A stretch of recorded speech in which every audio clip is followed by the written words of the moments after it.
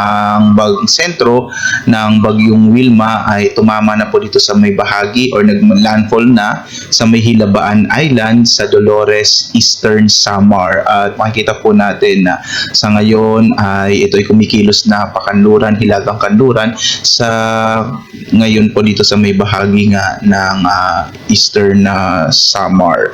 At ang latest location ng bagyong Wilma ay nasa may Oras sa may Eastern Samar. Taglay pa rin ni Wilma ang pinakamalakas na hangin na umaabot ng 45 kilometers per hour.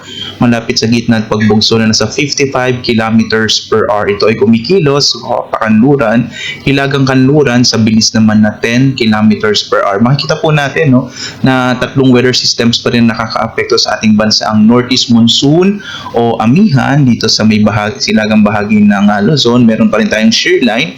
Ito yung mga kaulapan na nagdala ng mga pag-ulan, partikular na sa may silangang bahagi ng Luzon at ngayon din sa may area ng Bicol Region at ang bagyong Wilma. Kaya asahan pa rin natin ngayong araw, malaki ang posibilidad ng maunang panahon sa malaking bahagi ng Southern Luzon, itong bahagi nga ng Bicol Region, Calabarzon, Mimaropa at ngayon din sa Kabisayaan.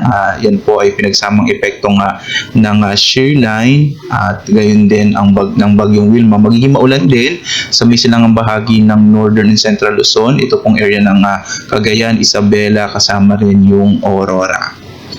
At narito yung ating latest track ng bagyong Wilma.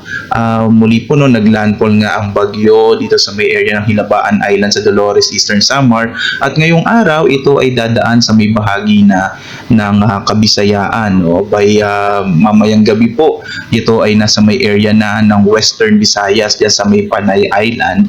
At pagdating ng araw ng Lunes, ito ay makikilos palapit na dito sa may bahagi ng Northern Palawan bago tumungo sa may West Philippine Sea at lalabas na ng Philippine Area of Responsibility, possible po araw naman ng Martes.